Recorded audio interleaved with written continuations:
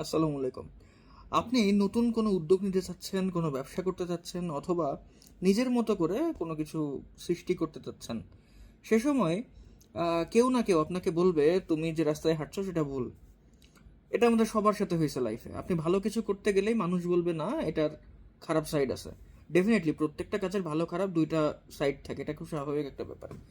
কিন্তু আহ, খেয়াল করে দেখবেন, যারা আপনাকে এই যে থামানোর চেষ্টা করতেছে না, যারা সবার ভালো কাজেই যারা প্রথমে এই মানে বাধাটা দেয়, এই মানুষগুলো আসলে জীবনে কিছু করতে পারে নাই।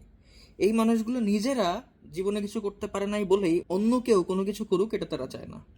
সো এই ধরনের মানুষগুলোর কথা বাদ দেন, ট্রাই করেন নিজের মনের কথা শুনতে, নিজের ফ্যামিলির কথা শুনতে, বাবা মাকে প্রাউড ফিল করানোর জন্য whatever you want to do, definitely do it. So এটা হচ্ছে ব্যাপার। মধ্যরাতের উপলব্ধির দ্বিতীয় পর্বে বিদায় নিচ্ছি। আল্লাহ হাফেজ, আসসালামু আলাইকুম।